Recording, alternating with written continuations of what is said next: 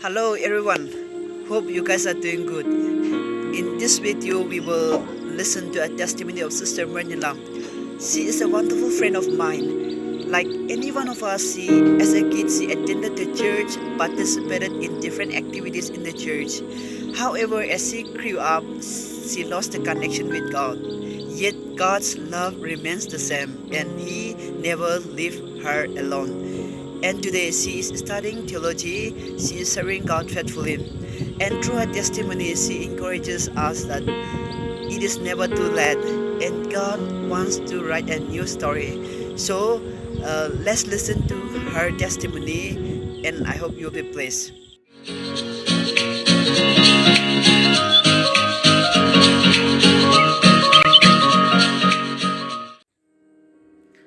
Hello everyone, my name is Ayan.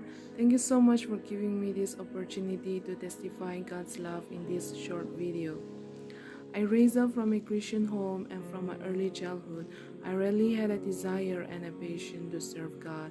I attend Sunday school, jail service regularly, and I still remember participating in various activities, glorifying God in different manner.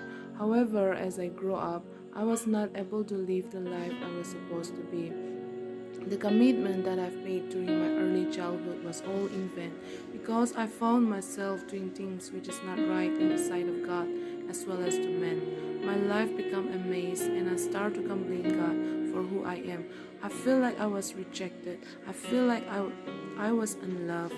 But still then God always speak in my heart that He cares for me. He always fulfill my dreams. Whenever I have doubt, whenever I'm facing problems, He was always being care to solve my problems, to help me out from my problems. The love of God never left me, but it was me who was not ready to surrender. It was me who was not ready to submit my life to God. And as my life goes on, it was only in the year 2013 where I received Christ as my personal Savior. I rededicate my life to God, confess my sin, surrender my life to God, and made a commitment that till my last breath I will serve Him no matter what the situation or the circumstances that comes my way. And from that very day, God started to work miraculous works in my life. God started to show more love and grace upon me. And today, I'm living under His grace. Now I know my identity. Amen. Now I know who I am. And today, I'm pursuing my theology in Clark Theological College. And I'm so excited to work under His vineyard after I finish my studies. Hallelujah. God is so faithful to me. God was always been there by my side, and still today He is moving, He is working in my life. Friends, through my short testimony, what I want to encourage you all is that or you feel like you are rejected, or you feel like you are nobody, I'm telling you, God loves you just the way you are. God still cares for you, and He wants to save you. He wants to show you. He wants to show you the way where you should go. Therefore, submit your life to God. You feel like you have lost everything.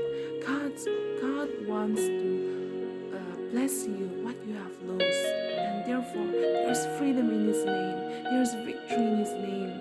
Hallelujah.